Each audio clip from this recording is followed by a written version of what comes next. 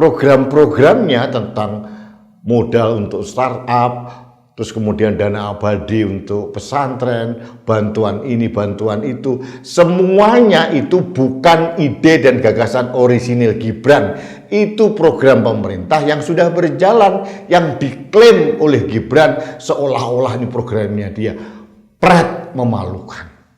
Nah, dengan kapasitas dan kapabilitas seperti ini, saya sangat mengerti, saya sangat paham, saya sangat memahami dengan jernih kalau Gibran takut debat. Jadi kalau diperbincangkan di ruang publik, Gibran takut debat, ya nggak aneh.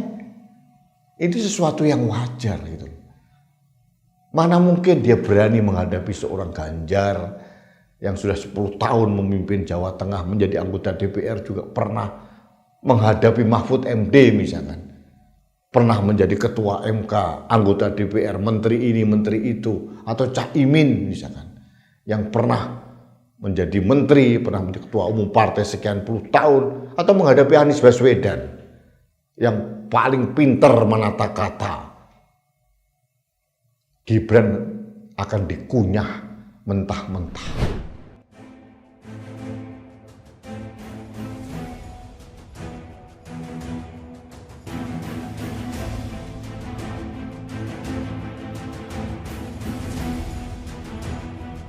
Halo sahabat Indonesia, kita bertemu kembali dengan Opini Rudi edisi akhir pekan.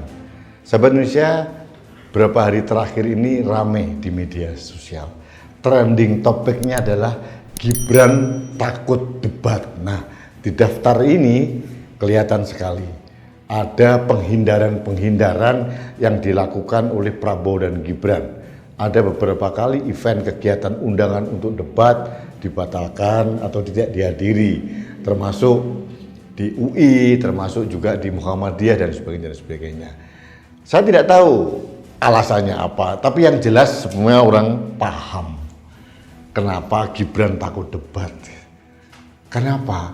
Memang bekalnya nggak cukup untuk debat.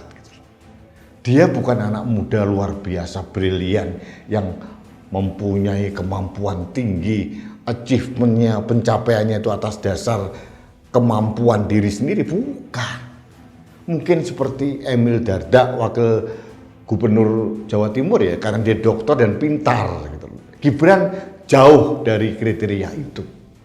Gibran hadir menjadi wali kota pun atas manuver bapaknya, apalagi menjadi cawapres sudah menjadi rahasia umum. Jadi ini PR besar bagi tim Gibran untuk maules Gibran agar bisa menjadi debat. Apalagi lawan debatnya nanti Ganjar Pranowo, ada Anies Baswedan, ada Profesor Mahfud MD, ada Cak Imin. Gibran akan ditelan mentah-mentah. Itu yang akan terjadi. Itu kalau terjadi debat resmi KPU ya.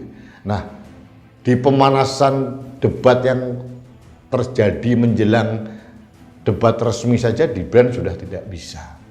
Dan saya mempunyai keyakinan selama ini dia jadi wali kota, hasil kerjanya bukan orisinil atas ide dan gagasan pribadinya Gibran. Ada tim yang disiapkan bapaknya.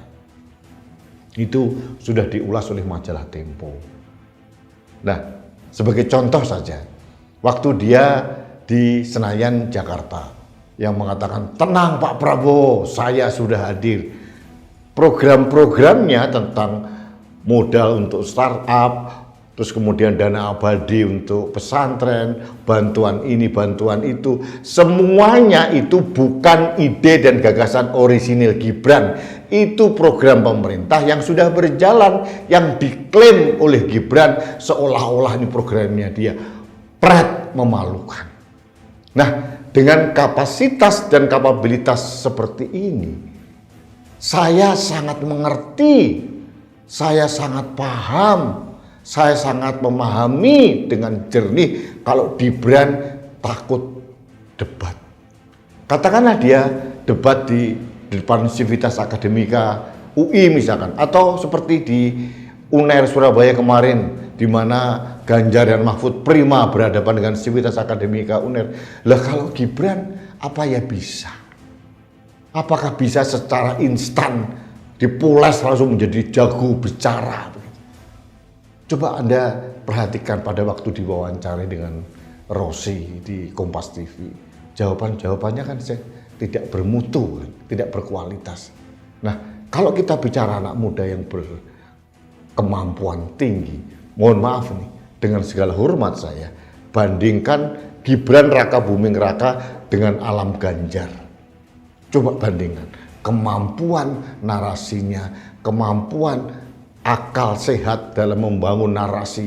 Ini jauh lebih hebat Alam Ganjar.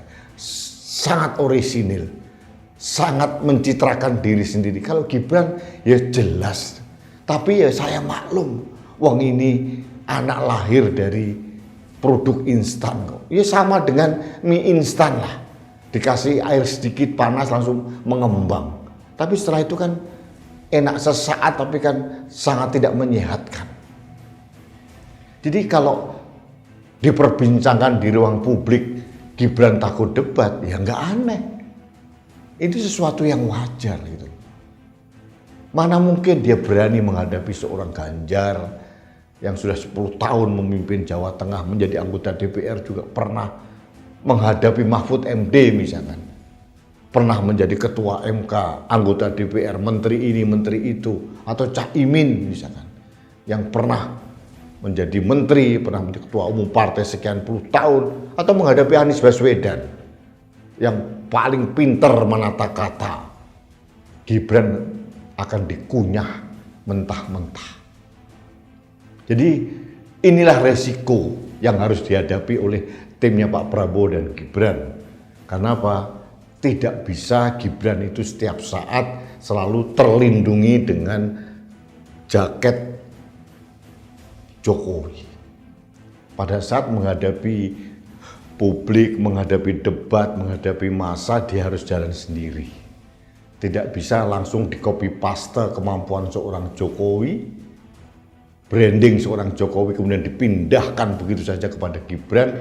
Saya amat sangat tidak yakin. Tapi inilah yang terjadi. Sangat mengenaskan sebetulnya. Tapi bagi saya, inilah risiko. Harga yang harus dibayar oleh keluarga Jokowi dan tim Pak Prabowo harus menerima orang hasil produksi instan. Hasil produk yang cacat moral dan cacat etika. Ya seperti ini. Akibatnya ya debat ya jangan salah. Kalau nanti dia bekerja pasti timnya yang bekerja lah. Seperti sekarang nih saat dia menjadi wali kota Solo. Jadi saya tidak ingin membuat fitnah, tapi inilah fakta yang harus saya ungkapkan di ruang publik. Memang Gibran tidak berkemampuan membangun narasi di ruang publik. Kemampuan komunikasi publiknya sangat-sangat rendah. Bandingkan dengan bupati yang muda-muda atau anak muda yang menjadi gubernur, wakil gubernur atau siapapun, Gibran jauh dari kriteria itu. Jadi kalau sekarang diributkan Gibran takut debat, saya nggak kaget. Itulah risiko yang harus dibayar karena produk instan. Baiklah sahabat Rudia, terima kasih. Ini opini saya di akhir pekan ini. Selamat berakhir pekan. Kita bertemu kembali dalam opini Rudi selanjutnya. Salam satu Indonesia, salam Pancasila, salam Indonesia damai. Saya Rudi Eskamer.